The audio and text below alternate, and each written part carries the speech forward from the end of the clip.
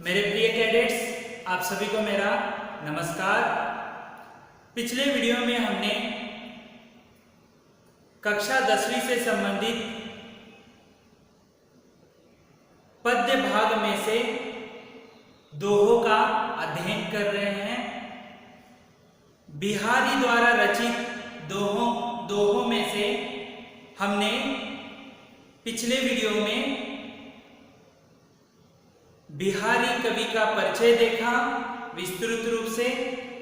उसके साथ साथ बिहारी के दो दोहे, पहले दोहे में बिहारी जो कवि हैं उन्होंने वर्णन किया है, कृष्ण का वर्णन किया है कि उनके जो सावले रंग के, श्याम रंग के हैं, उनके जो शरीर पर पीले वस्त्र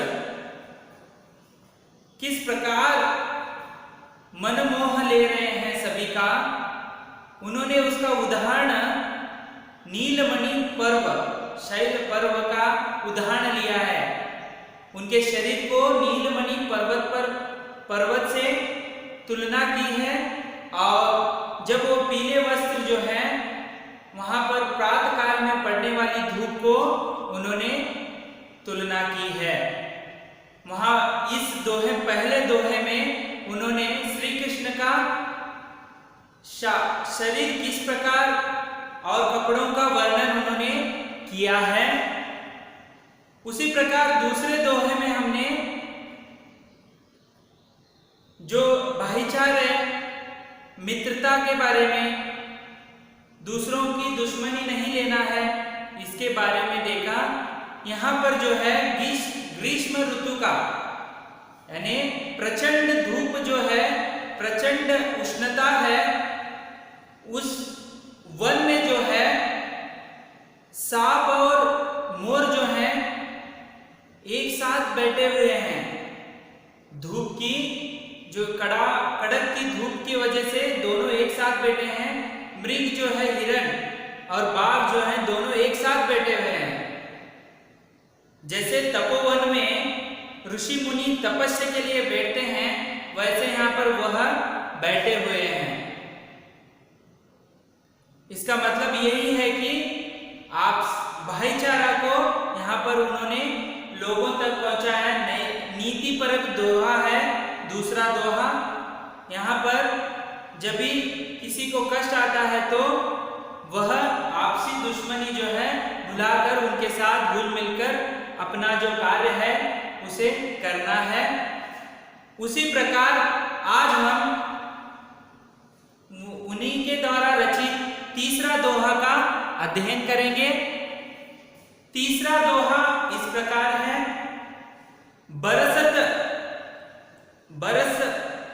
बतरस लालच लाल की मुरली धरी लुकाई, सोह करई बुहनु हसई दैन कहे नटी जाई।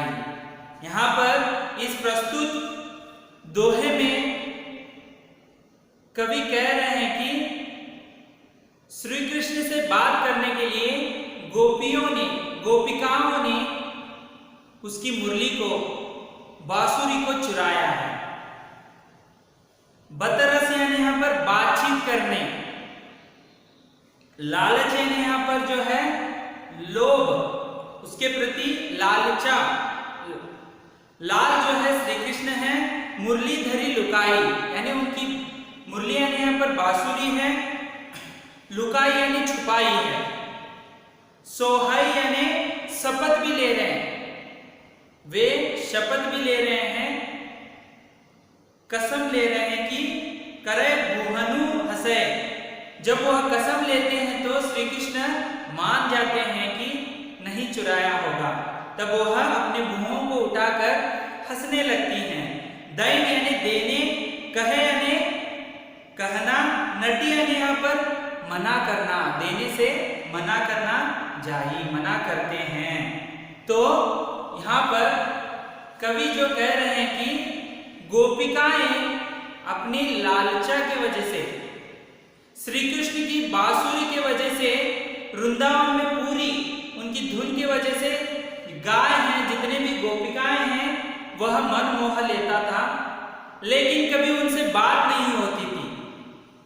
बात करने के लिए उन्होंने, गोपिकाओं ने क्या किया, यहाँ पर कृष्ण की बांसुरी जो है चुरा ली है। कृष्ण की बांसुरी जो है चुरा ली है और कसम भी खा रहे हैं कि हमने बांसुरी को चुराया नहीं। तो आगे कहते हैं, और जब वह श्री कृष्ण मान जाते हैं कि इन्होंने चुराया नहीं है, तो अपने मन ही मन भौहों को उठाकर हंसने लगती हैं और उनसे मना करती हैं, देने से मना करते हैं। जब चुराकर इसी बहाने से श्री कृष्ण से बात करने की यहाँ पर कोशिश कर रहे हैं। गोपिकाएं कभी उनसे बात नहीं करने का प्रयत्न करते हैं, लेकिन कभी नहीं हुआ है। वह हमेशा अपने काम में तल्लीन थे श्री कृष्ण। तो इसी लालचा, उनकी जो लोभ की वजह से वे उनकी मुरली को चुराकर उनसे बात करने का प्रयत्न कर रहे हैं और कसम भी खा रहे हैं कि हमने मुरली को, बांसुरी को नहीं चुराया है। और जब वह मानते हैं तो हंसने लगते हैं अपने मन ही मन और उनको नहीं देने की बात करते हैं। इस सभी कारण की वजह से यही उनका मंशा है कि उनसे बात हो सके। यहाँ पर भी आप देख सकते हैं भावार्थ शुद्ध सौंदर्य शब्दार्थ शब्द अर्थ प्रसन्न। प्रस्तुत दोहे में भावार्थ बदरस लालच लाल की मुरली धरी लुकार। सौंप करैं हौहन हंसै देन कहे नदी जाई। कवि कहते हैं कि गोपियां श्री कृष्ण से बात करने के लालच में उनकी मुरली छिपा कर रख देती है। कृष्ण के सामने वे सौगंध खाकर कहती है कि मुरली उनके पास नहीं है। जब कृष्ण उन पर विश्वास कर लेते हैं तो वे भौहों में हंस देती हैं। इस प्रकार जो है उनकी मुरली इसीलिए चुराई है कि उनको उनसे बात करने के लिए आसान हो, ज्यादा से समय उनसे बातचीत में बिता सके। इसीलिए इसके शिल्प सौंदर्य इस प्रकार है इस दोहे का। भावार्थ उनकी तिरछी मुस्कान से कृष्ण को लगता है कि मुरली उनके ही पास है, और जब कृष्ण मुरली देने को कहते हैं तो वे फिर मना कर देती हैं। इस तरह वह कृष्ण से बात करने का सुख प्राप्त करती है। शुद्ध सौंदर्य दोहा छंद है, ब्रजभाषा का प्रयोग है। लालच लाल में अनुप्रास अलंकार का प्रयोग है। गोपियों के हाव भावों का सजीव चित्रण है। श्रृंगार रस का अनुपम प्रयोग है। गुण माधुर्य है। तो इस दोहे के अंतर्गत जो तीसरा दोहा है उसके अंतर्गत भी दोहा छंद में लिखा गया है, ब्रजभाषा का प्रयोग है। लालच लाल यानी यहाँ पर लालचा जो दिखाया गया है, श्रृंगार रस का यहाँ पर वर्णन है। तो अगला दोहा है, तो इसी प्रकार हमने तीसरा दोहा देखा। अब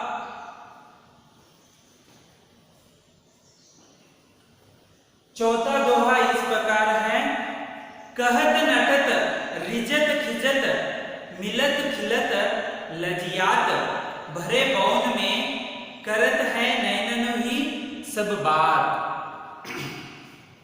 इस दोहे के अंतर्गत कवि बिहारी जी कह रहे हैं कि यहाँ पर नायक और नायिका आंखों आंखों में ही बात कर रहे हैं, अपनी सब बातों को बता रहे हैं।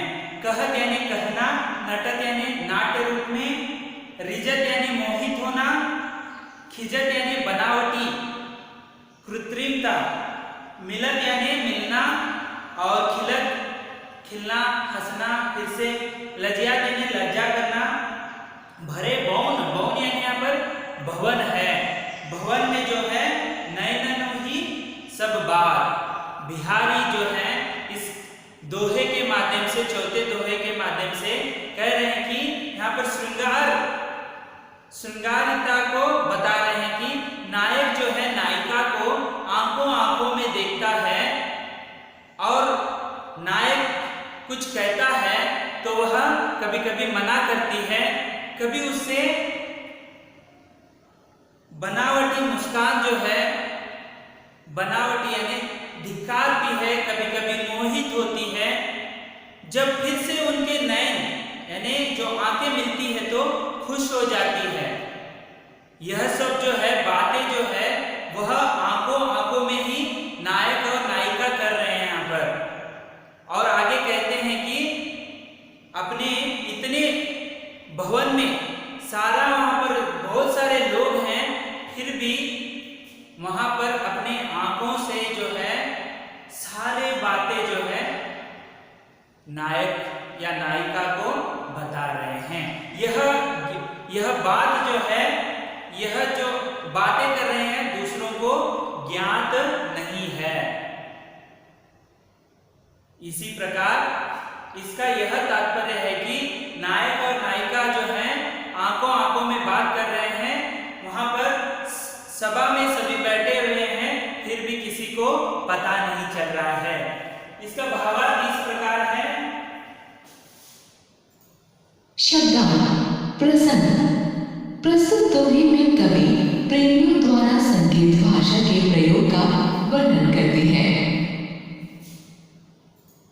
भावार्थ कहत नटत रीझत खिंचत मिलत खिलत लजियात भरे भवन में करत है नैनन ही सब बात। कवि कहते हैं कि घर परिवार के बीच बैठी हुई नायिका से नायक द्वारा संकेतों से प्रणय निवेदन करने पर नायिका मना कर देती है। उसकी इस भाव भंगिमा पर नायक रीझता है, जिस पर नायिका खींच उठती है। तो इस प्रकार जो है इसका भावार्थ है। आगे इसकी जो है शिल्प सौंदर्य इस प्रकार है। भावार्थ वह आंख उठाकर नायक को देखती है, दोनों के नेत्र परस्पर मिलते हैं, जिससे नायक का चेहरा खिल उठता है और नायिका लजा जाती है। इस प्रकार नायक नायिका संकेतों में ही भरे हुए घर में अपने हृदय की सभी बातें कर लेते हैं। तो अब हम इसके कुछ शब्दार्थ देखेंगे।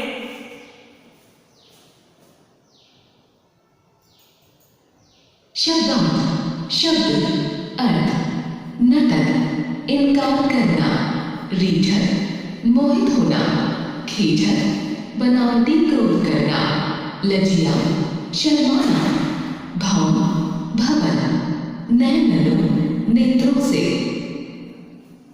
इस प्रकार जो है चौथा दोहा का हमने विस्तृत अध्ययन किया। अभी जो है पांचवा दोहा इस प्रकार है। बैठी रही अति सदन बन पैटी सदन तन माह देखी दोपहरी जेठ की चाहो चाहती चाह। तो पर यहाँ पर जो पांचवें दोहे में कवि कहना चाहते हैं, जून महीने का जो गर्मी का वर्णन इसमें मिलता है। देखिए बैठी यानी बैठना, सघन यानी यहाँ पर घना, पैटी यानी यहाँ पर घुसना है, सदन और तन यानी यहाँ पर घर है, सघन यानी यहाँ पर जो है पूरा जो वन है उसका वर्णन है। आगे कहते हैं कि यहाँ पर छाया ही छाया मांग रही है। तो देखिए यहाँ पर जून महीने में बहुत सारी गर्मी जो है महसूस होती है। जो महीना अभी चल रहा है वो भी जून महीना है। जून महीने के अंतर्गत गर्मी जो है बहुत बढ़ गई है। इसके अंतर्गत जो छाया है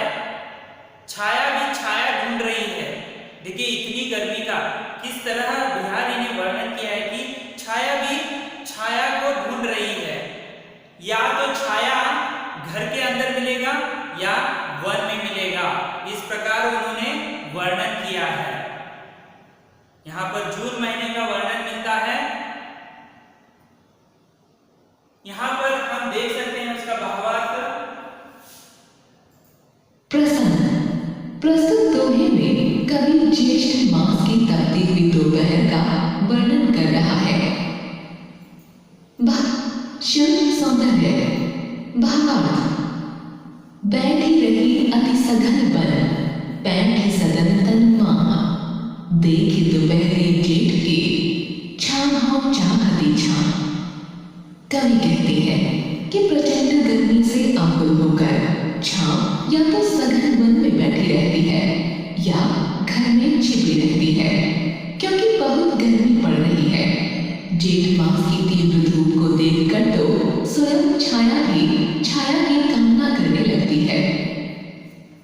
तो यहाँ पर यही वर्णन है कि जून महीने के अंतर्गत ज्यादातर धूप बढ़ गई है, इसीलिए यहाँ पर छाया जो है केवल घर के सदन, घर के अंदर, निवास के अंदर मिलेगा, या तो घना जो जंगल है वहां पर आपको छाया मिलेगा।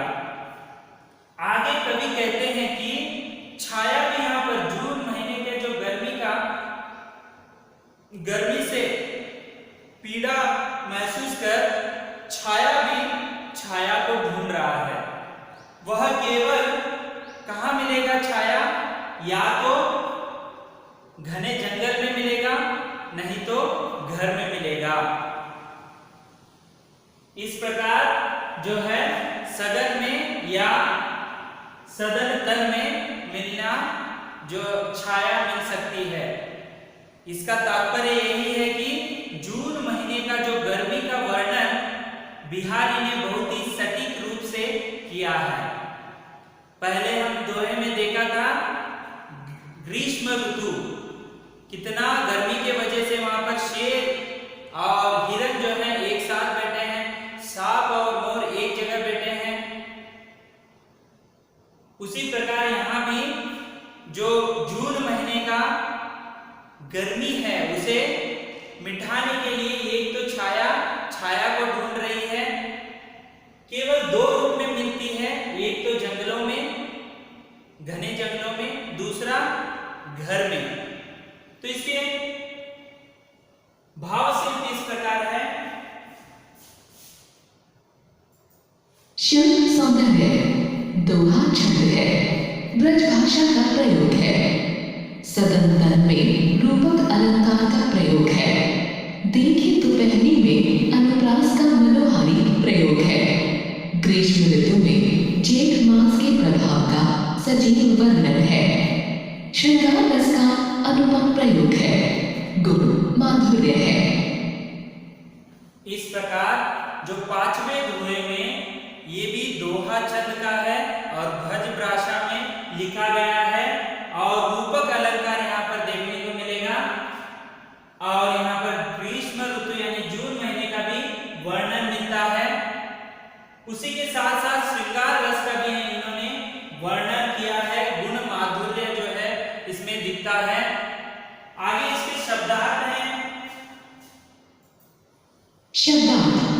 शब्द अर्थ सघन, घना, वन, जंगल, पैठी, घुसी रही, सदन, घर, तन, शरीर, माह, में। इस प्रकार सघन, घना, वन, जंगल, पैठी, घुसी रही, सदन, घर, तन, शरीर, माह, में। तो इस प्रकार आज हमने 3 दोहे यानी 3, 4, 5, तीसरे दोहे में हमने कृष्ण जो है बांसुरी बजाना, सबको मनमोहित करना उसका कार्य है। तो गोपिकाएं क्या की हैं, उसके बांसुरी को चुराकर इसके उपरांत जो है बांसुरी चुराएंगे तो बातचीत करने को समय मिलेगा, बात करने का यहाँ पर वर्णन जो है मिलता है। चौथे दोहे में कवि कह रहे हैं कि यहाँ पर नायक नायिका जो है आंखों आंखों में ही बात कर रहे हैं और यह एक भवन में जो इतने सारे लोग हैं उसमें अपने आंखों को आंखें मिलाकर कभी खुशी होती है, कभी बनावटी हंसी होती है, कभी रूठ जाते हैं, ऐसे सभी बातें जो हैं अपने आंखों से कर रहे हैं और किसी को पता भी नहीं चल रहा है। उसी प्रकार पांचवें दोहे में जो है यहाँ पर जून महीने का जो गर्मी है उसका वर्णन किया है। उसके अंतर्गत कवि कहते हैं कि जून महीने में इतना धूप जो है गिर रही है कि छाया भी छाया को ढूंढ रहा है। तो केवल छाया जो है घने जंगलों में मिलेगा या तो घर में मिलेगा। इस तरह उन्होंने दोहों में वर्णन, श्रृंगार वर्णन और जो किस प्रकार